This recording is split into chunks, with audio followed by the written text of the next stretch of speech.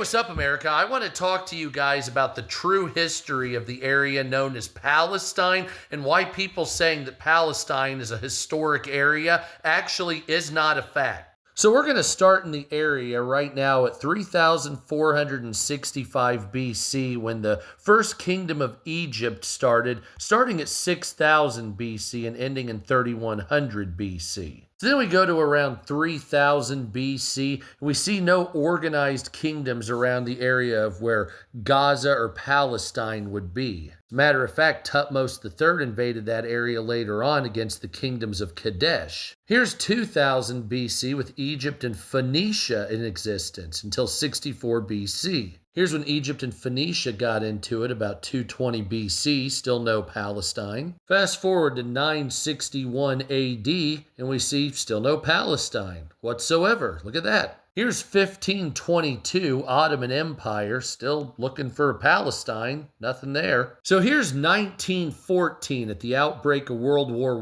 I, the Ottoman Empire is still in control of the area known as Palestine. Of course, they were siding with the Germans. Cyprus was owned by England at the time, and Egypt was an English protectorate or something like that, if I recall. However, in 1920, England invaded the area now known as Israel. France came into Syria and Lebanon after the Ottoman Empire went into turmoil. Egypt became basically a principality of fucking England at the time. And as you can see, the term Palestine was created as a British state, not its own state. That's just what the English called it. They eventually will call it Transjordan. You'll see that coming up. So here's 1941 during World War II, and this went on for a while. You see that the Mandatory Palestine, or the Mandate of Palestine, is actually owned by the British.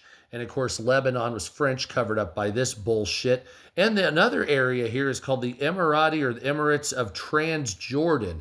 These were all British owned, by the way. So Palestine never had its own state. So when you see those big manhole covers that say Palestine on them, that's what they're talking about. It was never its own nation. It was occupied and owned by the British. Then, of course, here's 1948 with the end of the Mandate of Palestine into the state of Israel.